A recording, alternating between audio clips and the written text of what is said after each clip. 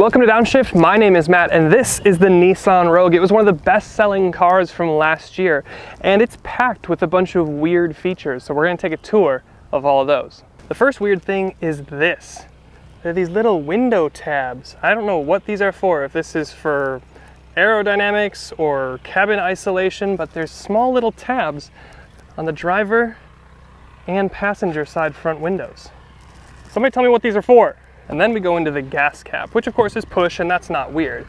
But something that is weird is it says, do not, under any circumstance, pressure wash your capless fuel filler, because the pressure could open the cap, and you get water in your gas tank, and that's a bad day. Then we step into the trunk. It's powered. It's got the double button, so it'll close and lock itself if it's already closed, and the same thing on the inside, something that we dinged the Toyota RAV4 on. But the thing that I want to talk about here is, in the trunk, look at your cargo cover. This is just a cover, and the same cover is on the rear seats. So the cargo area is ribbed for your pleasure, for your cargo pleasure. And then if you lift it up, in different trims here, you'll get secret compartments that are kind of divided into two, but this one only has one. And you look underneath, and what do you have but a spare tire? But look, it's plugged in. Why is it plugged in? Well, it's because it's a subwoofer. And then one more trunk thing, and then I promise I'll stop talking about the trunk. But look at this. This is your first aid kit. And they've Velcroed it to the side of the trunk wall. At first I was like, well, why don't you just put it here, or, you know, under here? But then I was like, well, I kind of like it here. It reminds you to be safe, and it's not in the way of anything. It's not bad. And then we move into the cabin for a very practical feature indeed. Look, the bottom of your cup holder is rubberized, and it's got this tab. Then you pull on the nipple, and you can remove it.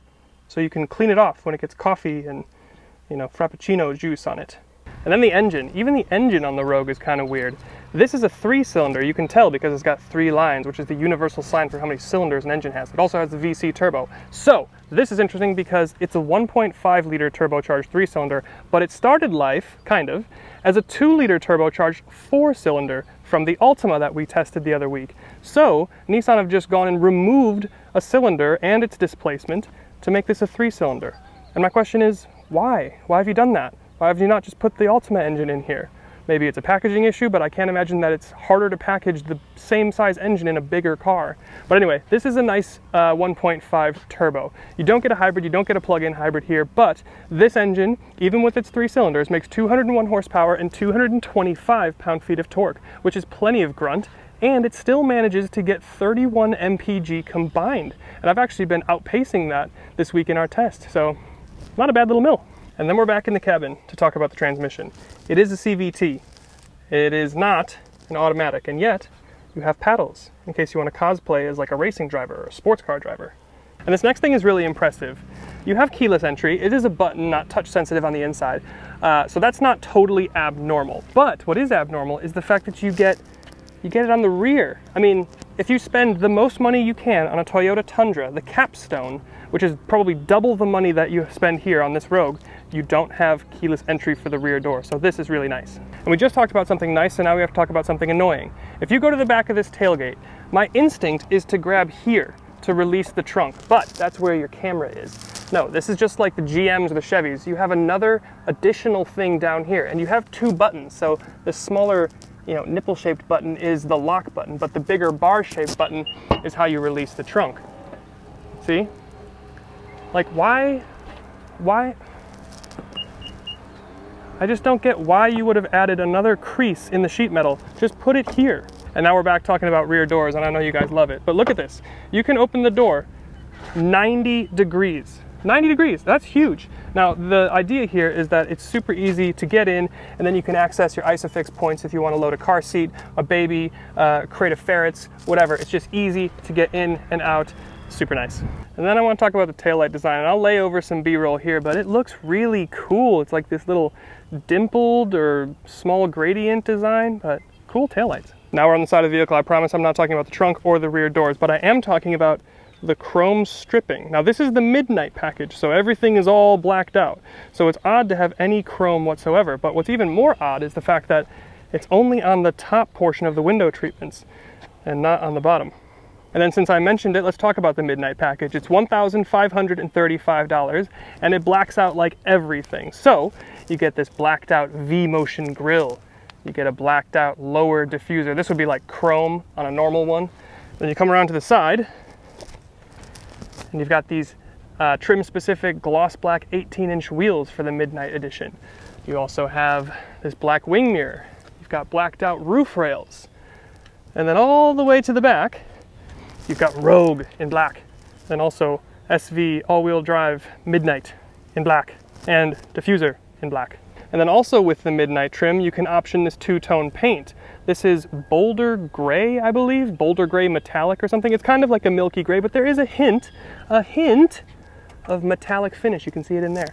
But this is, like I said, a two-tone that is specific to the Midnight trim. If you're not going to get the Midnight trim, you can't get the Boulder Gray, and of course the two-tone being with the black roof. Now I want to talk about this center console here. We talked about the cup holders already, but this shifter is kind of cool. It feels very elaborate for something in this price, but it just feels a little special when you turn the car on and shift. It feels weirdly Audi to me, which is weird because Audi does not have a shifter like this. But anyway, you also have this dial, which is very big, for your drive modes. You've got 5 drive modes, which is almost double the amount of drive modes that you get in something like a Mazda. And then, it doesn't stop there. You also get a secret little cubby under here, and it's got a nice little well here so things won't fall out. Towing, not that you can on this one, but if you had a trailer hitch, you could tow 1,500 pounds. That's the same as the CR-V, a little bit less than the RAV4, but not bad. And then stepping into the rear seats, we'll talk about it. It's got like a two-tone thing going on, so it's brown up here, black leatherette here. You have shades. This is courtesy of the SV Premium package. And then you step in. I'm 6'1". I have plenty of room here for knees. I only have one map pocket. It's over here, though. You also have climate vents, chargers down here. You've got a cup holder, of course. And then, I should have opened this, but you do have a massive panoramic roof. And if you want to spend some more money, you can even get these back seats heated. One thing I will say, they do feel really flat. I wish they were edged up a little bit like this to be in more natural seating position. I almost feel like I'm going to fall forward. And then we have to talk about the SV Premium package, which gets you things like this nice leatherette. These seats are actually really comfortable. You can get heated seats, by the way. You cannot get cooled seats no matter how much money you spend. And the SV Premium package also gets you a heated steering wheel. Very nice. And it gets you those shades in the back, as we talked about. And it gets you that power trunk. Not bad for 2,600 bucks. Then we have to talk about this blue button. This is an important button because it's your Pro Pilot Assist, which is kind of your adaptive cruise, your active steering assist, your driver assistance suite, basically. And it's really nice. You can turn off your steering assist over here. You can adjust your follow distance here, but this is the main button. And it works pretty well. I liked it. I liked it in the Altima too. Now we gotta talk cameras. Throw it in reverse. We've got a pretty meh backup camera. You can spend more money and get a 360 camera, which will improve the resolution and the top-down view. I don't know why, but the backup camera is still just not that great. But look what you have here. No, go away. Go away. There we go. No, no, no! Where did it go? Where did it go? Hold on, we're gonna reset. Park. Reverse. Look at this. I got parking sensors in my cluster. I don't know why. Oh, also your parking sensors, only on the back. No parking sensors for the front. One thing I really appreciate about this car, though, is that it's anti-gloss black. You see, you've got a little textured finish here. You've got the same thing going on here. This is the door card giving, like I mentioned earlier. And you've got the same thing over here. This has like a finish to it, or it's like a satin finish, so no high contrast gloss black except for right here on your bezel. And then we mentioned it earlier, but we're going to talk about this 8-inch screen. This is like the base screen. You can option up to a 9-inch screen, which will get you better graphics. You get your full instrument cluster, digital, and then you won't have the clicky sounds, and it'll look a little bit more modern. But you do have wired CarPlay here, right in there. On the 9-inch, you'll get wireless on the top trim. So it's fine, but it could be better if you spend more money. And this is a peeve of mine. The only automatic up-down window is the driver's. So like at least make the driver and passenger auto up down, because then I'm like doing this and then I'm like, why is that not up? Because I have to hold it like a peasant. And then last thing, we touched on this a little bit earlier with the upgraded screen, but you can get a fully digital instrument cluster. This is analog, and then digital. You do get useful information in here though. You've got your trip, tire pressure, music, safety sense, and then some setting stuff. So it's still pretty good, but it could be better. So those are the 26 most interesting features of the Nissan Rogue. Make sure you stay tuned for our in-depth, comprehensive review of this car hitting the channel tomorrow. We'll see you then.